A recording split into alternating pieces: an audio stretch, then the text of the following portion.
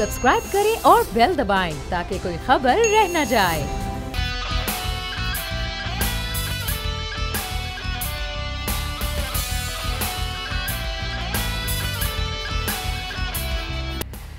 अस्सलामुअलैकुम नाज़रीन, प्रोग्राम में आपको खुशामदीद कहेंगे। मैं हूं आपके साथ सहरिश जुहेब।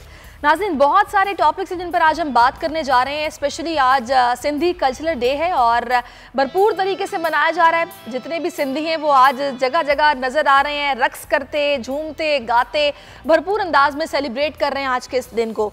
तो इस पर भी हम बात करेंगे। इसके साथ साथ आज मरियम नवाज़ ने फैसलाबाद में अपने सोशल मीडिया कन्वेंशन से खिताब किया है, उस पर भी बात होगी। वहाँ पर क्या बात हुई, कैसी तकरीर थी, माहौल क्या था, उस पर बात करेंगे। इसके साथ साथ 13 दिसंबर का जलसा जिसकी तैयारियां भरपूर अंदाज में हो रही हैं और हिकमत अमलियाँ तैयार की जा रही हैं।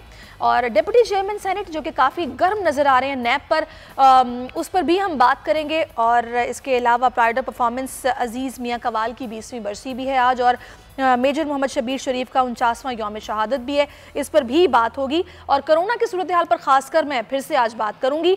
तो सबसे पहले मैं चाहूँगी लगारी साहब, इससे पहले कि मैं सिंधी सकाफत की तरफ जाऊँ, थोड़ा सा आज मरियम नवाज़ के उनके अभी उन्होंने अपनी तकरीर ख़त्म की है और कन्वेंशन में उन्होंने तमाम लोगों से कहा है कि भी आपने 13 दिसंबर को हर हाल में मीनार पाकिस्तान पहुँचना है और नवाज़ शरीफ के लिए नहीं, आप लोगों ने अपने लिए वहाँ पर पहुँचना है, क्योंकि महंगाई बहुत बढ़ गई है और कोरोना भी तो फैल रहा है लगारी साहब। हाँ, कोरोना फैल रहा है और भूख भी फैल रही है, अफलास भी फैल रही है, बीमारी भी फैल रही है, लोगों के साथ ज्यादती भी फैल रही है, नाइंसाफ़ी भी फैल रही है।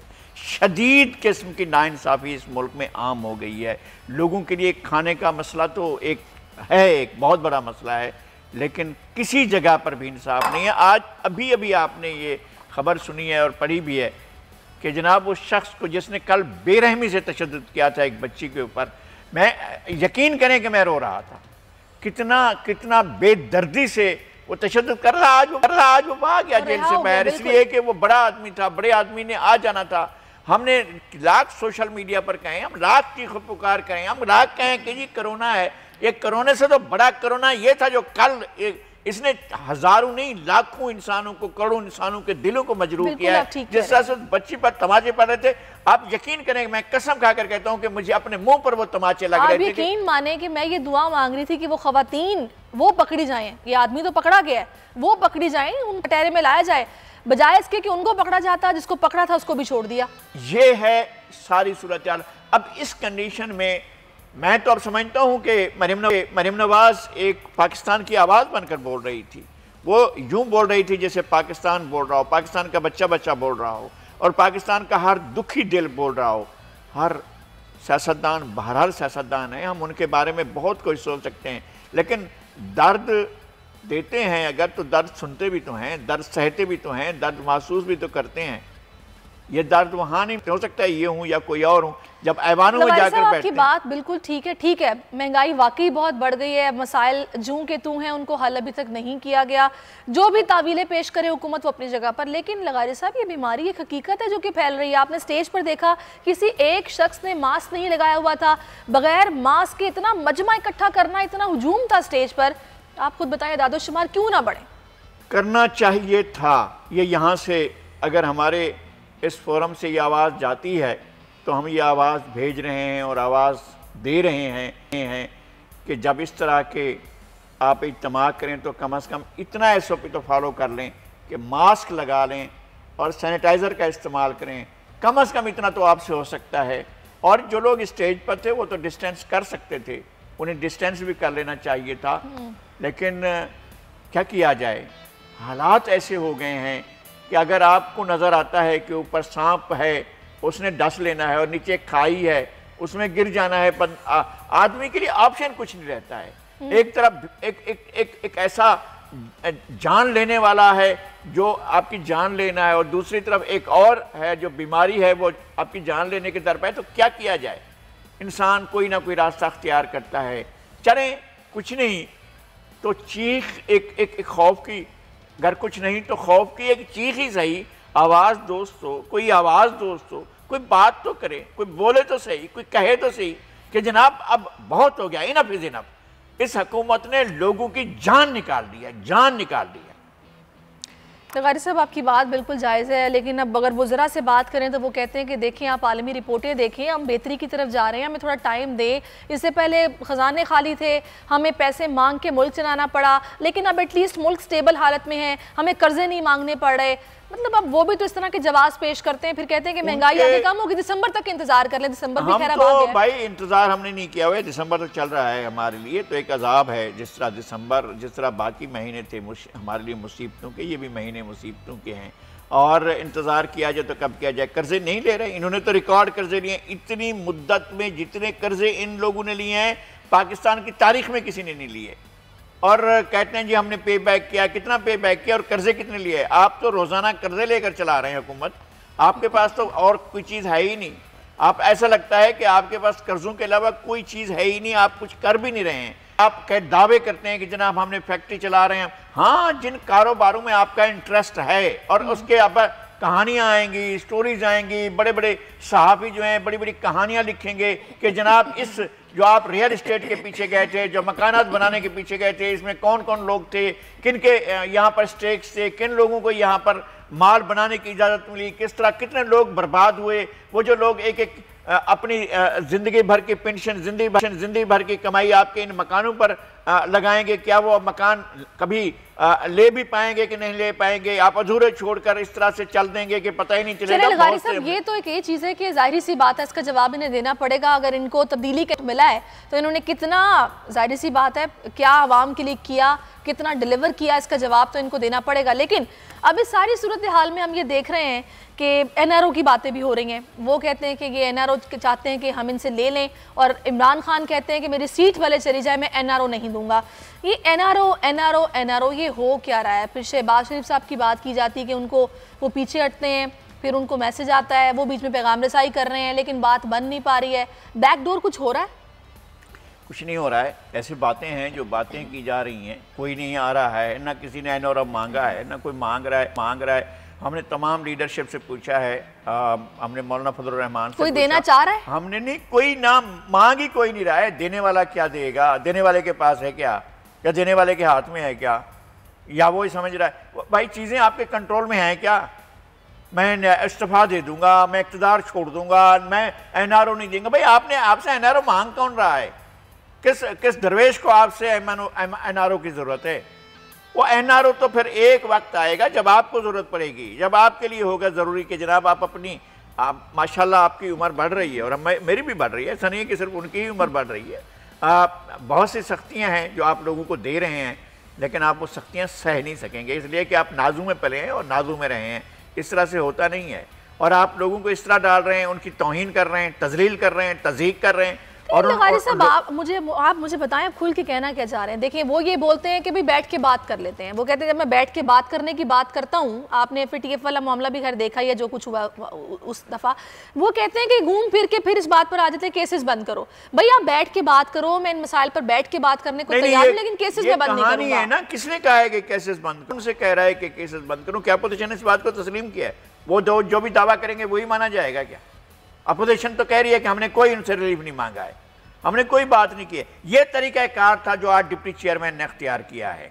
यह है तरीकाकार कि आप नैब के चेयरमैन को बुलाएं, ये आपके हिसाब से हम शुरू। और पार्लियामेंट सबसे सोवरेन, सबसे ज्यादा अहम तरीन इदारा है, पाकिस्तान का सुप्रीम इदारा है पार्लियामेंट। अब पार्लियामेंट का अख्तियार है, चलें वो एहतसाब शुरू करें, और उसका ये अख्तियार है, उसका ये मैंडेट है। वो कानून साजी करता है, वो कानून बनाता है, वो आइन बनाता है, वो आइन को अमेंडमेंट करता है। आइन के अंदर जितने भी जो भी उसकी वो अगर ज़रूरत हो तो आइन की तस्हीह भी वही कर सकता है, क्योंकि वही इदारा है। अब बस ऐवान बाला के डिप्टी चेयरमैन ने कहा अब ये मेरा मामला नहीं है, अब सलीम मानवी वाला का और जस्टिस जावेद इकबाल का मामला नहीं है। अब ये जावेद इकबाल साहब को लगाने वाले ये लोग हैं, केसेस ना तो क्या किसी का पता होता है? अब लगाने वाले के बारे में इल्म होता है कि वो क्या आदमी है, उसके जहन में क्या है, वो कितना प्रेशर लेता है, कितना प्रेशर नहीं लेता है, कौन सी चीजें करता है, कौन सी चीजें नहीं करता है। अब क्या वो अपना हिसाब नहीं होने देंगे? अच्छा चले, आप मुझे बताएं, अदालतों में तो केसेस हैं ना, अदालतों में सजाएं भी अदालतों से हुई है। ये कह रहा हूँ कि कौन से अदालतों के फैसले से पाकिस्तान के खजाने में कोई 1 रुपया आया है? इनने छोटे मोटे लोगों को पकड़कर उनसे प्ले बार करके वो सामने आएंगी। अब पार्लियामेंट जा रही है तफसीलात पूछने के लिए, किससे प्ले बार्गेन किया आपने, अपने असासे बताएं। अब जाएं ये सारे के सारे एहतसाब वाले, जाएं पार्लियामेंट में, जाएं वहाँ राहदारियों में फिरे, जब उनको वहाँ जाना पड़ेगा सेनेट की राहदारियों में और जाकर बताना पड़ेगा कि हमारे असासे पहले क्या थे, अब क्या है, हमारे रिश्तेदारों के, हमारे बेगम बच्चों फैमिली के असासे क्या हैं, तब लोगों को पता चलेगा। हमें भी पता है कि लोगों ने क्या क्या किया हुआ है और एहतसाब के नाम पर लोगों को किस तरह धमकियां दी जाती रही हैं, किस तरह उन्हें ब्लैकमेल किया जाता रहा है, किस तरह उनकी तौहीन की जाती रही, ये सारी चीज़ें हमारे इल्म में हैं, हमें पता है। और ये अगर जा रहा है सेनेट इस सिलसिले में कोई कार्रवाई करने के लिए तो ये एक तरीका कार है। और अपोजिशन को भी अगर कोई मांग रहा है, अगर कोई एनआरओ मांग रहा है, मेरे ख्याल में अपोजिशन की मेन स्ट्रीम लीडरशिप में कोई नहीं मान रहा, अगर कोई बात करना चाहता है तो फिर ये फोरम है, आप पार्लियामेंट में जाकर बैठ जाएं, आए बुलाएं उसको और कहें कि जी आए नैब के चेयरमैन, आए सारे डायरेक्टर जनरल, आए सारे के सारे जितने भी ओहदेदार हैं, जितने नैब के लगे हुए हैं, सब अपने अपना असासा लेकर आए, अपने जायदाद आजाद शुमार लेकर आए और उनका एहतसाब हो तो पता चले। और उनने जो लोग मारे हैं, फेडरल सेक्रेटरी इनके एहतसाब में इनके जो है वो मारा गया, इनके हिरासत के दौरान बड़े बड़े लोग मारे गए। अब पता चले कि जनाब फिर जब उनको हिसाब देना पड़े तो फिर पता चले। चलिए मुझे ये बताएं कि वज़ीर आज़म इमरान खान के हवाले से तो ऐसा कोई मतलब ऐसी करप्शन की बात नहीं कि जो वो तो मरीम नवाज से आप सुन रही थी, बंदा ईमानदार है, तबाही फेर दी है पूरे मुल्क की, सारी माफिया के हेड बने हुए हैं, सारी माफिया उनसे इस्तेफादा कर रही है, बंदा ईमानदार है। ओ भाई ये खुद कह रहे हैं कि जनाब माफिया जो है वो चीजें महंगी कर रही है। माफिया जहांगीर तरीन साहब का नाम आया था ना, फिर उसमें तो आगे तो कार्रवाई क्या हुई? बंदा ईमानदार है, जहांगीर तरीन के खिलाफ कार्रवाई नहीं होगी, बंदा ईमानदार है। और जिन लोगों ने गंदम की कीमतें बढ़ाई, चीनी की कीमतें बढ़ाई और पेट्रोल पर जिन्हें रातों रात टीके लगाए अरबों रुपए के पाकिस्तान के लोगों को, उनसा कोई हिसाब नहीं, उनकी काबीना में बैठे। कह रही हूँ कि एहतसाब इनका भी होना चाहिए, अगर ऐसा कुछ हो रहा है तो जाहिर सी बात है इनको भी आकर जाहिर सी बात है कि बताना चाहिए कि हाँ भी किस तरह क्या कुछ हुआ है। और वज़ीर आज़म को जो महाना पहले कहा जाता है कि रिपोर्ट तलब किया करूंगा और काबीना के मेंबर्स को बुलाया जाएगा और उन्होंने क्या कुछ किया उसकी रिपोर्ट ली जाएगी, अगर ठीक नहीं होगा तो उनको फारिग कर दिया जाएगा, कलमदान तब्दील किया जाएगा। हम जाहिर सी बात है मुंतज़िर हैं, जो वादे किए गए, जो दावे किए गए उनको पूरा भी किया जाए। लेकिन लगारी साहब हम ये नहीं कह सकते कि वो लोग जिनका इस वक्त एहतसाब हो रहा है या जो भी केसेस का सामना कर रहे हैं वो ठीक है, वो बिल्कुल ठीक नहीं, बिल्कुल नहीं कहा है ना। मैं आखिरी दम तक ये कहूंगा कि कोई शख्स जिनको गिरफ्तार किया गया है उनको आप मासूमियत का सर्टिफिकेट नहीं, कोई शख्स हम नहीं कहते ना। मेरी डिमांड है कि किसी को मासूम करार दिया जाए, उन पर ट्रायल किया जाए, उनको केस सुनाया जाए, उनको अगर सजाएं आती हैं तो सजाएं दी जाए।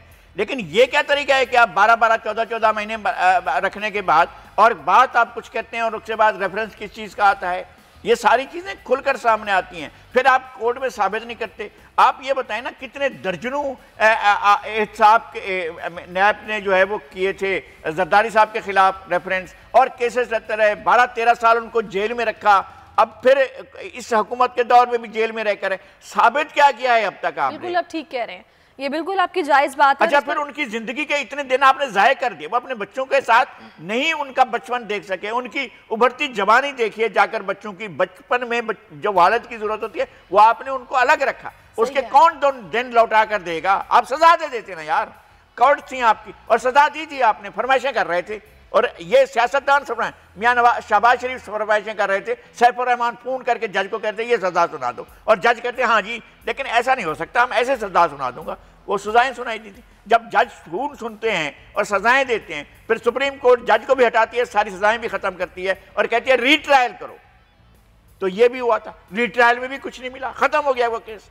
तो फिर आपने इतना अरसा जेल में क्यों रखा? इसका भी तो हिसाब होना चाहिए। तभी तो वो ये बोल रहे हैं कि बेस के कानून को ठीक किया जाए और ये पहले जेलों में डालते हैं, तफ्तीश बाद में करते हैं, फिर निकलता कुछ नहीं है, प्रोसिक्यूशन वहाँ पे वीक साबित हो जाती है, केसेस जूं के तूं रहते हैं, आखिरकार बंद करने पड़ते हैं। माफ़ी चाहूंगी, आहा चीमा साहब का भी मामला आपके सामने था, देखें जो कुछ हुआ और उसके बाद जनाब और बाद में रिहा किया गया इन लोगों को और कहा गया कि नहीं जनाब कुछ भी साबित नहीं हुआ। फिर क्या पैरागॉन का क्या हुआ, वो सारे के सारे बाहर आ गए और उनके बारे में सुप्रीम कोर्ट का वर्डिक्ट देखें।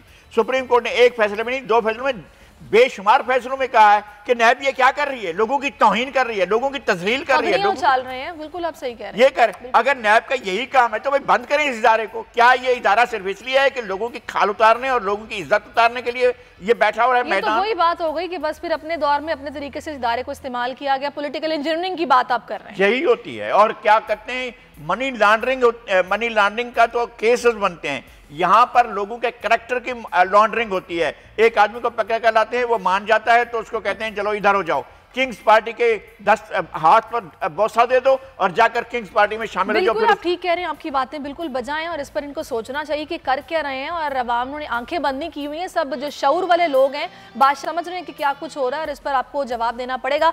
आगे बढ़ते हैं, 13 दिसंबर के जलसे की बात करते हैं। आज सोशल मीडिया कन्वेंशन तो फैसलाबाद में हो गया और आपने देखा जिस तरह मरीम नवाज ने भरपूर अंदाज में वहाँ पर अपना तकरीर भी की है और फिर सबको बोला है कि भी आपने पहुँचना है। फिर रैलियाँ भी निकाली जाएंगी, सुना वो खुद मैदान में उतर रही हैं और बाइक रैली की सूरत में वो वहाँ तक जाएंगी। मुझे ये बताएगा आप लगारी साहब, मुझे बिल्कुल समझ नहीं आ रही कि किस तरह की कार्रवाई इन्होंने करनी है। यहाँ तो इन पर आवाम का प्रेशर है वाकई कि कह रहे हैं हाँ कर रहे तो जलसा भी करें, वर्कर्स कन्वेंशन भी करें, जो करना है करें, और जब मुकदमे बनाने की कार्रवाई करने की बात आती है तो न जाने वो कौन से कारकुन हैं, कौन से लोग होते हैं जिनको पकड़ा जाता है, बस मुकदमात बन जाते हैं 2-2.5 हज़ार लोगों के खिलाफ और कुछ नहीं होता। आज वर्कर्स कन्वेंशन की जो आज हुआ है इसमें शाहिद खान साहब भी थे, राना सनाउल्लाह भी थे, एहसन इकबाल भी थे, किसी को पकड़ा, किसी से पूछा? सारी लीडरशिप मौजूद है। तो वही बात है ना, तो कार्रवाई किसके खिलाफ होगी, कैसे होगी? भाई हुकूमत बेसमत है ना, हुकूमत की कोई समत नहीं है ना, हुकूमत का अपने पास कोई विजन नहीं है, हुकूमत की अपनी कोई स्ट्रेटजी नहीं है, हुकूमत की अपनी कोई पॉलिसी नहीं है, हुकूमत के पास अपना कुछ भी नहीं है। वो आज का दिन गुजर जाता है, जश्न करते हैं, खुश हो जाते हैं, यार आज का दिन गुजर गया, कल का दिन देखा जाएगा, फिर कल के दिन की स्ट्रेटजी बनाते हैं, फिर उस तरह से चलते हैं। इनको पता ही नहीं होता है कि हमने करना क्या है। 13 तो बहुत दूर है, 13 तो बहुत दूर है, आज 6 है। अभी तो ये बेचारे सोच रहे हैं कि क्या करना है, हमने क्या नतीजे निकालने हैं, हम किस तरह आगे बढ़ेंगे। ये सारी चीज़ें जो हैं इनके, अब जलसा कह रहे हैं कि हम इजाज़त नहीं देंगे और जलसा कर रहे हैं तो रोकेंगे भी नहीं। यार ये खुदा के वास्ते कोई हुकूमत का कोई एक तरीक़ाकार होता है, आप करें कि जनाब हम नहीं देंगे इजाज़त।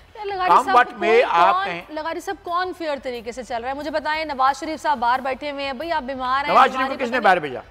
इन लोगों ने भेजा। तो फिर ये भी गलत हुआ। फिर लेकिन वो ये बात है ना कि अब कहते जी उन्होंने तो शक्ल किसी बनाई हुई थी, कुछ हो जाता तो हमारे भी जिम्मेदारी आ जाती। हम उस जब ये कह रहे थे कि इतने अरब की जमानत देकर जाएं तो फिर किसने इनको मजबूर किया कि जनाब आप इनको जाने दें? आपने खुद ही भेजा। ये तो कसम से इतना वसी ये हो चुका हुआ है, यकीन लेकिन लोगों को बात करने का मौका मिलता है कि यार आपने डील की, अपनी जान छुड़वानी थी कि उनको यहाँ से बाहर भेजा जाए तो हमारे लिए ठंडा ठंडा हो जाएगा, हम इस तरह से गुजारेंगे। सही कह रहे हैं।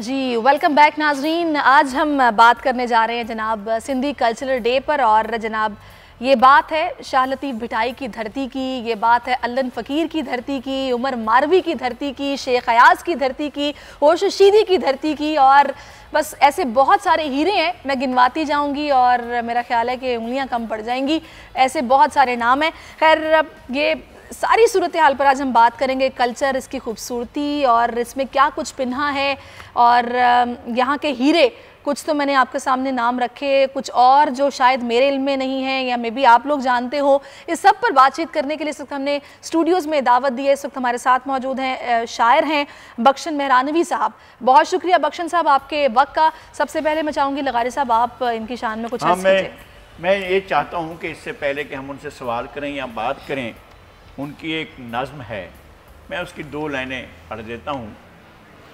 हमारे दर्द सूफ़ी हैं, हम उस दर के चाकर हैं, अज़ल से चाह के प्यासे, रकू से ले के सजदे तक हम बंदेगाने आजिज़ हैं, किसी के घर नहीं जाते, उसी दर के वही मंगता हैं, बहुत ही खुद पसंद हैं हम, हमारे दर्द सूफ़ी हैं।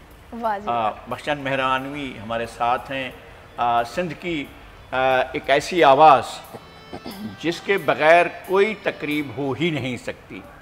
एक तो ये कि खुदा ने इनको वो आवाज़ दी है कि जो लोग सुनना चाहते हैं, जो लोग सिंध में कोई ऐसी जगह नहीं है जहाँ इनको जाना ना जाता हो। दोनों चीज़ों की वजह से इनकी आवाज़ और इनकी शायरी भी कमाल की शायरी है, और उनकी जो आवाज़ है, जो कंपेयरिंग करते हैं जितने बड़े प्रोग्राम होंगे उनमें, और ख़ास तौर पर कल्चर के प्रोग्राम जितने भी होंगे उसमें बख्शन मेहरानवी, आप जो भी सवाल करें बख्शन आपके सामने है। बिल्कुल बिल्कुल। अच्छा बख्शन मेहरानवी साहब, मैं आपसे ये जानना चाहूँगी, देखें जो लोग सिंध में रहते हैं, रचे बसे हैं, वो तो जाहिर सी बात है जानते ही हैं इस कल्चर के बारे में, इस धरती के बारे में, लेकिन वो लोग जिनको शायद इतना इल्म नहीं है, जो आज हमें देख रहे हैं, हमें सुन रहे हैं, और इस ख़ास दिन की मुनासिबत से आप थोड़ा सा ज़रा बताइएगा मुख्तसर अंदाज में इस धरती की खासियत क्या है? सबसे पहले तो मैं बहुत शुक्रगुज़ार हूँ नज़ीर लगारी साहब का, आपका, बोल टीवी का, जिन्होंने मुझे ये मौका दिया कि मैं आपके सामने सिंध की बात कर सकूं, अपनी सरज़मीन की बात कर सकूं। दूसरा, जो मुझे अभी देख रहे हैं पूरे पाकिस्तान में और पाकिस्तान से बाहर, सबको अब मेरी तरफ से हक मौजूद, हम एक ये सलाम करते हैं, हक मौजूद का, सदा मौजूद का। तो सकाफ़ती दिन की भी मुबारक। दरअसल सिंध आप सबको पता है कि सदियों की तहज़ीब की अमीन सरज़मीन है। मोहनजोदड़ो से लेकर 7000 बरस पहले सिंध की सरज़मीन एक तहज़ीब याफ्ता सरज़मीन है। वहाँ पे जो हमारे सिंध के कल्चर के रंग हैं, सकाफ़त के रंग हैं, इन रंगों में भी इस मट्टी की खुशबू है, इसके माहौल की खुशबू है, और इसमें हमारे सिंध के जो सूफिया इकराम हैं, बुज़ुर्ग हैं, औलिया हैं, उनके कलामों की भी खुशबू इसमें समाई हुई है।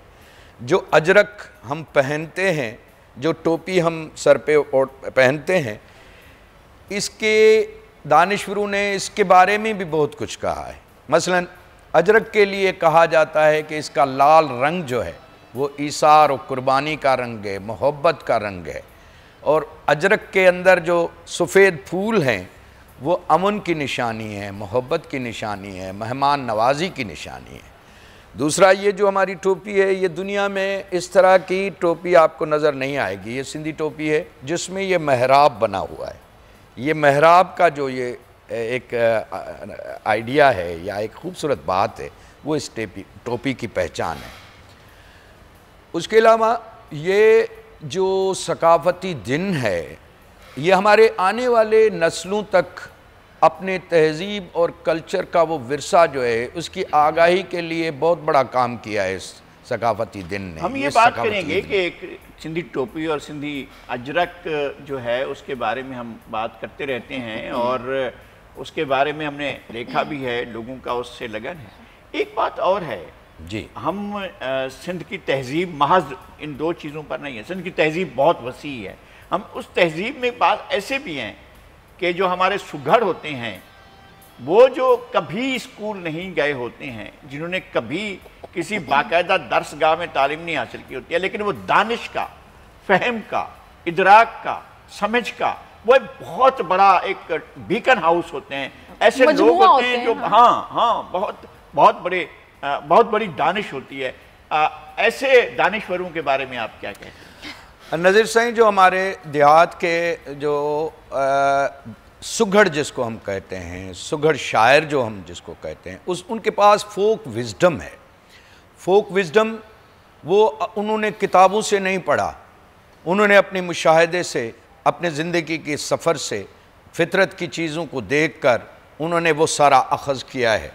और कमाल है भाई, मैं आपको बताऊं, सिंध में जो पेरी एक अभी बैठे बैठे मुझे याद आ रहा है, जो खोजी होता है, पाँव खोजने वाले, उनमें से नारा, हमारी एक इलाका है खैरपुर के करीब जो है नारा कहते हैं उसे, अछड़ोथर कहते हैं, वहाँ के रहने वाले एक पेरी खोजी थे ऊँटों के, दो भाई थे आपस में। अब देखो विजडम की बात है, तो दोनों बड़े बाकमाल खोजी थे।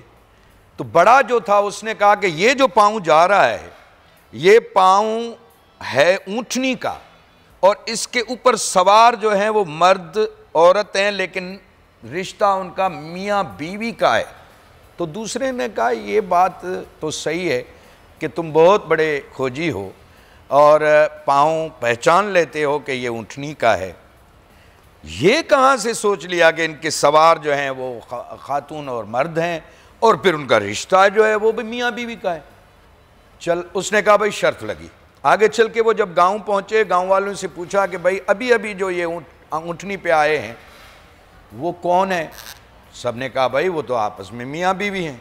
तो दूसरा हैरान रह गया इतना हैरान, कहा भाई अब तो ठीक मुझे है भी तुमने महसूस हो रहा शर्त कि दी कैसे थी, पता बताओ चला? तो सही ये कहां से तुमने सीखा। उसने कहा बात यह है कि ऊंटनी की फितरत है कि जब जो उसके ऊपर मर्द आगे और औरत पीछे बैठती है तो वो पांव तिरछा नहीं मारती, लेकिन जब औरत आगे बैठ जाए और मर्द पीछे तो फिर वो तिरछा पैर मारती हैं। लिहाजा देहात में, सहरा में, थर में ये रवाज है कि बहन को आगे बिठाया जाता है पाखड़े अच्छा। में और भाई बाप पीछे बैठता है। सही। लेकिन चले। लेकिन हाँ। बीवी को आगे बिठाते हैं और शोहर पीछे बैठता है। लिहाजा ऊंटनी की फितरत जो है उसको वो एक महसूस होता है, इसलिए वो तिरछा पैर उठाता है। सही, ये चले, एक तजुर्बा जबरदस्त, है बड़ी ना, जबरदस्त एक बात आपने मुशाहिदा है। बताई है। अच्छा, मैं आपकी कितनी तरफ नई बात वापस है। आऊंगी। मैं आप आऊंगी, मैं लगारी साहब, क्योंकि मुझे नजर आ रहा है कि वो बड़ा कुछ कहना चाह रहे हैं इस वक्त ना।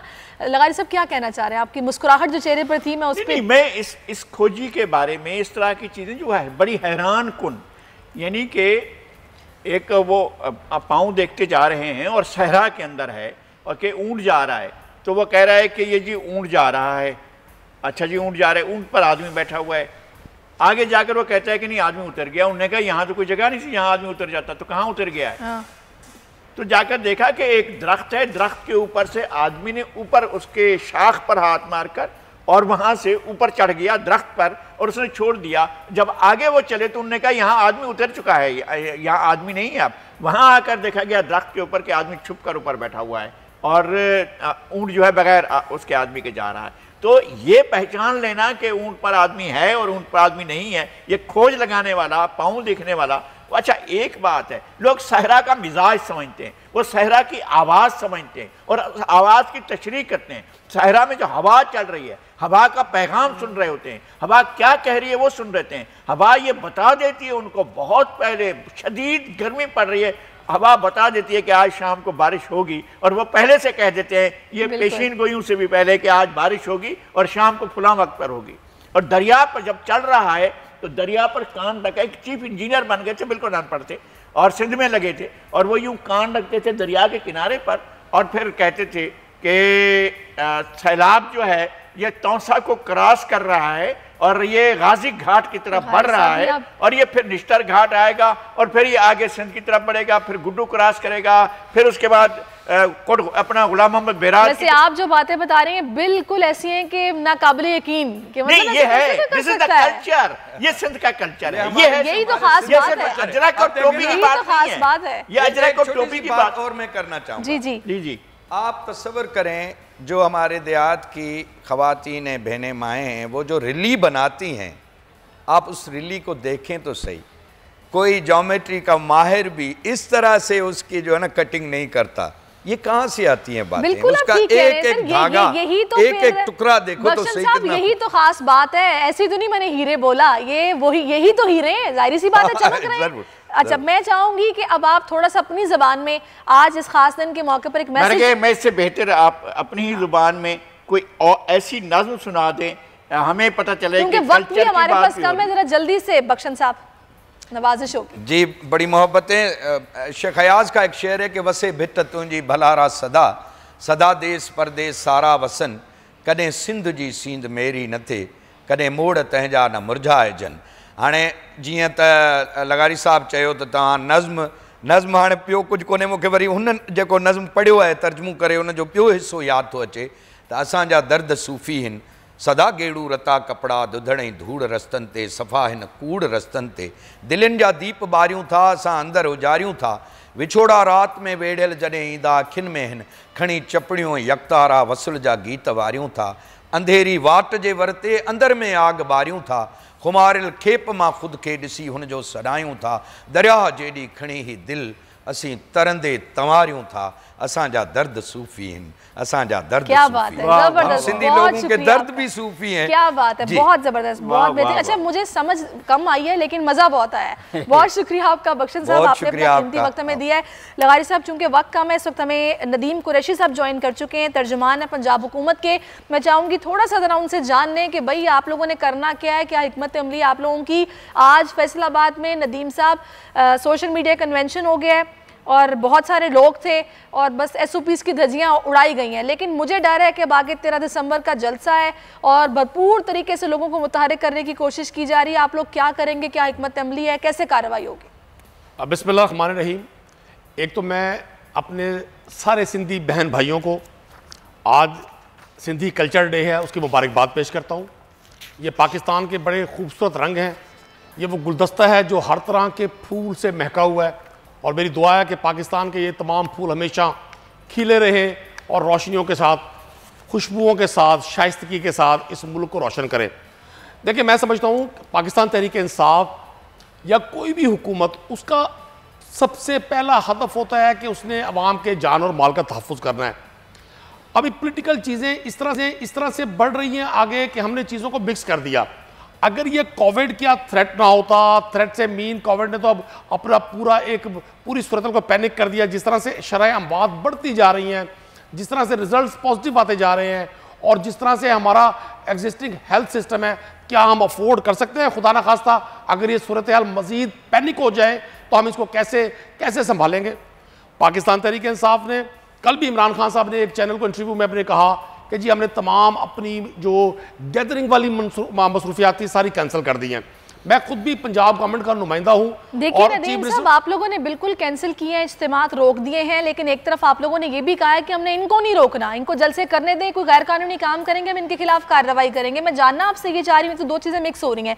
लाहौर में आज सोशल मीडिया कन्वेंशन हुआ है, फैसलाबाद में वर्कर्स कन्वेंशन भी हुआ है, हज़ारों लोग जमा हुए हैं। आप लोग सीनियर लीडरशिप को कुछ नहीं कह रहे हैं, या तो उनको पकड़े, उनसे पूछे कि भाई क्यों करवा रहे हो, किसकी ऑर्डर्स पर ये सब कुछ हो रहा है, कौन इंतजामिया है, आप लोग कर क्या रहे हैं? देखिए, गवर्नमेंट ऑफ पंजाब की इस पे जीरो टॉलरेंस पॉलिसी है। अगर चीफ मिनिस्टर पंजाब की शेड्यूल एक्टिविटी मनसूख की जा सकती हैं, प्राइम मिनिस्टर ऑफ पाकिस्तान के जलसे मनसूख किए जा सकते हैं, तो फिर पाकिस्तान तहरीक इंसाफ में किसी भी शख्स को यह हक नहीं है। मैं समझता हूं जो कन्वेंशन हुआ, जैसे असद उमर साहब के सखर वाले कन्वेंशन की बार बार उसकी एग्जांपल कोट की गई, वो भी 300 से कम लोगों की गैदरिंग अगर थी। स्टेट इजाजत नहीं दे रही है जलसा करने की, अगर उसके बावजूद जलसा हो रहा है, तो फिर स्टेट की रेट तो नहीं रही ना। हाँ ना, आप अपनी रेट को कैसे एस्टैब्लिश करेंगे? देखिए लगारी साहब, सूरत हाल को दानिस्ता बड़ा कॉम्प्लेक्स किया गया। अब आप मतलब एक इतना बड़ा नाम है पाकिस्तान की सहाफत का, मैं तो एक पॉलिटिकल वर्कर हूं ग्रास रूट लेवल का, मुझे खुद समझ नहीं आती कि जो लोग इस माटो पर आगे बढ़ रहे हो कि वोट को इज्जत दो। हैरानी की बात यह है कि जो वोट कौम उनके खिलाफ देती है वो उसको वोट कंसीडर नहीं करते। अभी 2018 में पाकिस्तानी कौम ने वोट किया, ये उस वोट को क्यों तस्लीम नहीं करते? या किसी ऐसे वोट को ये लोग बता दें, बिलखुसूस PMLN के लोग जिनका ये माटो है कि जो वोट इनके खिलाफ कास्ट हुआ हो पिछले 30 साल के किसी भी जनरल इलेक्शन में, उसको इन्होंने माना हो, इन्होंने हाउस इलेक्शन को रीड करार दिया। सूरत हाल बड़ी तशवीशनाक है, नंबर्स खतरनाक हद तक आगे जा रहे हैं। हमें वोट से तो फर्क ही नहीं फिलहाल पड़ रहा ना, हम तो लोगों की जिंदगियां बचाना चाह रहे हैं। यही विफाकी वज़रा बोल भी रहे हैं कि भी लोगों की जिंदगियों से ना खेलो। बात यह है कि आप लोगों ने इनको फिर रोकना कैसे है? या तो रोकना ही नहीं है, फैलती रहे बीमारी। बड़ा अहम क्वेश्चन, आपका बड़ा अहम क्वेश्चन कौम को मालूम होना चाहिए। मेरा शहर मुल्तान से ताल्लुक है, मैं जिस हल्के से मुंतखब रुकन असेंबली हूँ उसी हल्के में वो भी कुछ रोज पहले जलसा हुआ। प्लान क्या था? पूरी तरह से गवर्नमेंट ने बताया कि जी पंजाब इन्फेक्टियस डिजीज ऑर्डिनेंस नाफिज है, पंजाब में मुल्क भर में गैदरिंग खत्म की गई हैं। इवन सिंध में मैं आया हूँ, मैंने 7 शरीफ हाजिरी देनी थी, तमाम मज़ारात बंद किए गए हैं, किस लिए कि गैदरिंग ना हो। हमारे इन दोस्तों ने, अपोजिशन के दोस्तों ने पंजाब में क्या किया, मुल्तान में क्या किया? इन्होंने पूरी कोशिश की। आपने सुना होगा फजलुर रहमान साहब को कि अगर कोई लाठी उठाएगा, लाठी किसके पास होती है? वो स्टिक तो पुलिस के पास होती है, वो स्टिक तशद्दुद के लिए नहीं है, कानून की अमलदारी के लिए है। लेकिन मौलाना साहब फरमाते हैं कि जो अगर कोई तुम पर स्टिक उठाए, तुम भी उस पर लाठी उठाओ। इन्होंने औरंगजेब ये कहती हैं कि आप लोग अवामी प्रेशर में हैं, एक तरफ आप लोग मना भी कर रहे हैं, एक तरफ आप लोग कुछ कर भी नहीं रहे हैं, आप लोग प्रेशर में हैं। अच्छा, मेरी बात अगर मुकम्मल होगी तो मैं समझ सकूंगा, मैं अपनी गुजारिश करने में कामयाब हो गया। देखिए, गवर्नमेंट का काम है अपनी रेट को मनवाना, लेकिन जहां वो लोग जो पाकिस्तान के इक़्तिदार पर 35 साल काबिज रहे हो, मैं कब्जे का लफ्ज़ इसलिए इस्तेमाल करूंगा कि जैसे वो इक़्तिदार से हटते हैं उनका एटीट्यूड चेंज हो जाता है। उनकी ख्वाहिश थी कि हम कौम को एजिटेशन पे उकसाएं, किसी ना किसी तरह खुदा ना खास्ता कोई सानिया मॉडल टाउन जैसा वाक़या हो जाए, आम आदमी इसमें अपनी जान की बाजी हार बैठे। कोई डिस्ट्रिक्ट गवर्नमेंट जब डिस्ट्रिक्ट गवर्नमेंट अपनी अथॉरिटी बनवाने जा रही होती है या अगर प्रोविंशियल गवर्नमेंट अपनी अथॉरिटी बनवाने जा रही होती है तो वहां लॉ एंड ऑर्डर को बहाल करने के लिए बाज़ औक़ात थोड़ा सा स्टेप फॉरवर्ड लेना पड़ता है। तो अपोजिशन के दोस्तों ने प्लान किया मुल्तान में भी कि कोई ऐसा हादसा हो ताकि हमारी पॉलिटिकल तहरीक को जान पड़ सके। हमने वहां, मैं भी उस मशावरत का हिस्सा था, मेरी ख्वाहिश थी कि इनको जलसा करने की इजाज़त दे दी जाए, लेकिन ऑफिशियली चूंकि हेल्थ इंडिकेटर्स हैं, अभी आपने देखा कि पाकिस्तान को दुनिया के 15-16 मुल्कों ने पाकिस्तानी लोगों का वीज़ा बैन किया कि कोविड की वजह से। पाकिस्तान की क्रिकेट टीम न्यूजीलैंड गई, वहां रिजल्ट्स पॉजिटिव आए। तो हम समझते हैं इंटरनेशनली भी और नेशनल लेवल पे भी हमें चीजों को लेकर आगे बढ़ना है। ठीक है नदीम साहब, आप साथ ही लगारी साहब, ये बात तो बिल्कुल ठीक है ना कि ठीक है हुकूमत अपनी रिट किस तरह स्टैब्लिश करवाएगी, फिलहाल तो कुछ नजर नहीं आ रहा, लेकिन एटलीस्ट कि जो जलसा करने वाले हैं ऑपोजिशन में तो समझबूझ है ना, इनको तो पता ना फिगर्स कहाँ जा रहे हैं। सवाल ये है कि अपोजिशन तो एक चीज़ तय कर चुकी है, अपोजिशन ने ये अपना मैंडेट भी बनाया है और अपना उन्होंने ये माइंड सेट बन गया है कि जनाब हमने जलसा करना है, और हुकूमत कह रही है कि जलसा नहीं होना चाहिए। हुकूमत जलसा रोकने के लिए जितने भी इक़दाम हैं वो तो कर सकती है ना, ये नहीं है उससे आप कई दिन पहले कर सकते हैं। आपने कासिम बाग बंद कर दिया था, आप वहाँ पर और कोई जगह भी, अगर यहाँ पर आपका ख्याल था कि यहाँ पर हो रहा है अपना जिस चौक पर हुआ है तो वो चौक भी बंद कर दिया होता। अगर आपने वहाँ कर दिया, अगर मीनार पाकिस्तान को, आप मीनार पाकिस्तान को अगर नहीं करने देना चाहते हैं तो ना करने दें, या किसी और जगह पर रोकना चाहते हैं। आपके पास जो अथॉरिटी ऑफ टेरर है ना, अथॉरिटी ताकत का इस्तेमाल जो है वो स्टेट करती है और स्टेट के इंस्ट्रूमेंट्स करते हैं, तो आप तो उसको सरेंडर करके कह रहे हैं कि जी ठीक है कर लें आप जलसा, फिर हम कार्रवाई कर रहे हैं। वो पकड़ते हैं तो वो बोलते हैं डर गए डर गए डर गए, गिरफ्तारियां कर रहे हैं ये लोग, जाहिर सी बात है अवामी प्रेशर में है, ये लोग डर गए हैं, खौफजदा हैं, इसलिए हमें जलसा नहीं करने दिया जा रहा। अलबत्ता बात ये है कि देखिए आप भी समझबूझ वाले हैं, आप लोग तो सियासतदान हैं, रोल मॉडल हैं अवाम के लिए, आपको चाहिए कि आप सूरत हाल की संगीनी को समझें और इस तरीके से बाज रहें। अगर हुकूमत किसी लेवल पर ये बार बार बोल रही है कि भी आपको नहीं करना चाहिए तो थोड़ा सा कोऑपरेट करना चाहिए। जाहिर सी बात है ये चीज़ें चलती रहेंगी, अभी बीमारी है, दूसरी लहर है, खतरनाक है, इस सिचुएशन को आपको एनालाइज करना चाहिए। इसके साथ ही मैं चाहूँगी नदीम साहब आपका शुक्रिया अदा करूँगी और मुझे इजाज़त दी, ख्याल रखिए, अल्लाह हाफ़िज़।